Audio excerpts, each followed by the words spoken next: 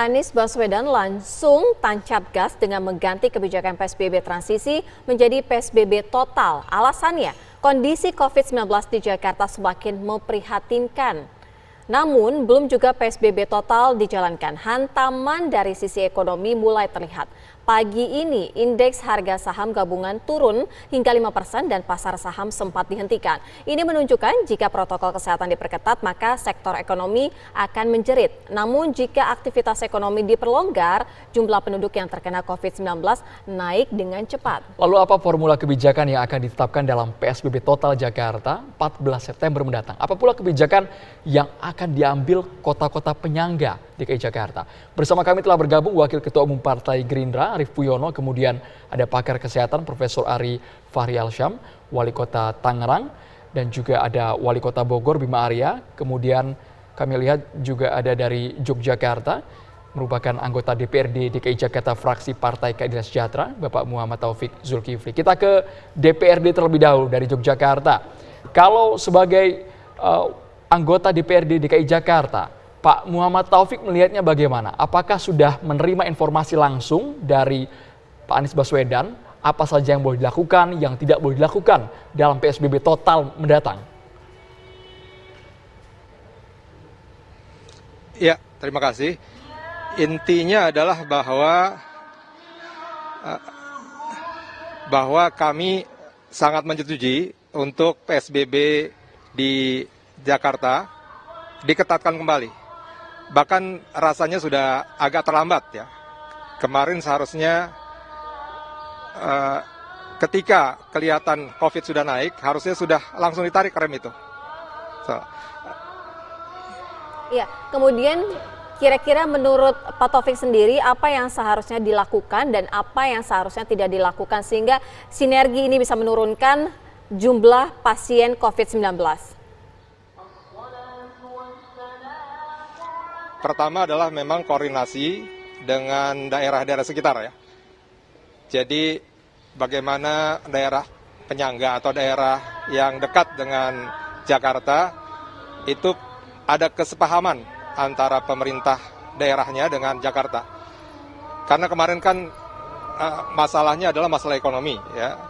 Jadi ketika kesehatan kita perketat, kemudian masyarakat, warga itu berteriak tentang tidak bisa jalan ekonominya.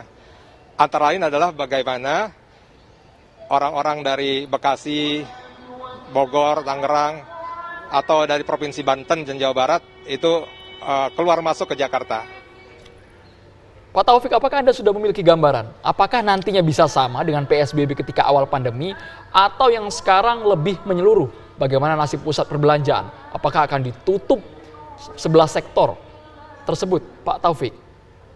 Ya, jadi yang masuk kepada kami di DPRD, ya, terutama di fraksi PKS, memang kesulitannya adalah masyarakat kemarin ketika PSBB ketat, itu mengeluhkan kepada kami tentang bagaimana mereka tidak bisa berupaya, tidak bisa berkegiatan ekonomi ketika keadaan dibuat seperti PSBB kemarin itu. Nah, kan tapi ya kita rasa memang saat ini masyarakat mesti agak bersabar ya. Baik. Agar supaya kesehatannya selesai dulu atau turun dulu baru kemudian kita bisa bicara tentang ekonomi. Oke, Mas Arief Puyono, sejauh ini menurut Mas Arief sendiri mengenai Jakarta akan PSBB total?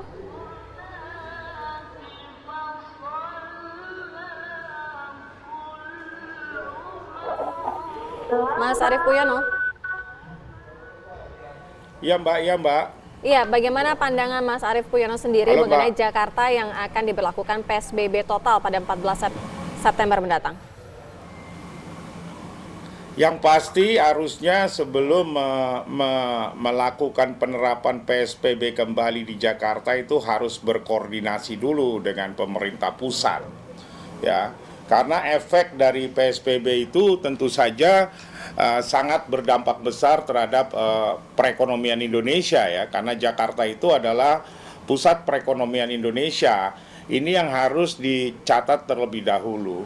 Yang kedua kan ketika ada pelonggaran PSBB, seharusnya Pemprov DKI Jakarta itu tidak melepas begitu saja ya, tetapi harus benar-benar tetap menjaga masyarakat agar tetap disiplin dalam menerapkan social distancing. Bagaimana mau disiplin? Wong Car Free Day diadakan pada saat pelonggaran, harusnya kan Car Free Day ditiadakan.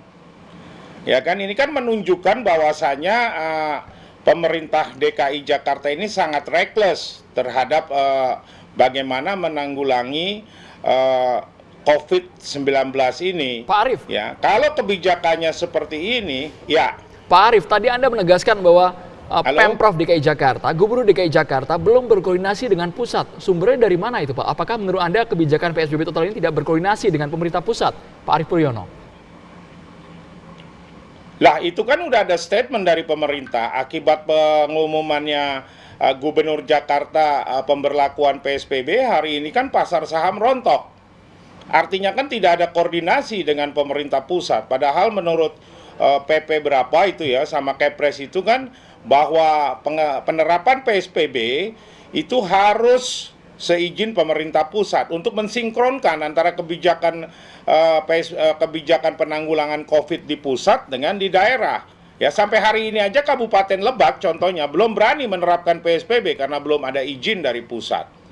Ya. Nah ini harus dong, ya kan, karena apa yang dikatakan Gubernur Jakarta kemarin akan melakukan PSBB kembali itu dampaknya sangat besar terhadap perekonomian, ya.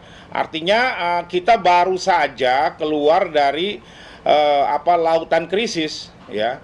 Nah ini kita baru mau keluar bernapas, tahu-tahu ada hal-hal pengumuman PSBB yang tidak dikoordinasikan, saya rasa dengan Komite Penanggulangan COVID. Dan penyelamatan ekonomi nasional ya. Harusnya Mas kan Arief Puryono, dibicarakan dong. ini kan ya. PSBB dari masa transisi, PSBB transisi dipindahkan karena harus menjadi PSBB total dinilai karena untuk menekan jumlah pasien COVID-19. Artinya kan seharusnya sudah tinggal menjalankan saja, tidak perlu lagi meminta persetujuan dari pemerintah pusat begitu. Tapi dijawabnya nanti Mas Arief, usai jeda, Kabar Petang segera kembali.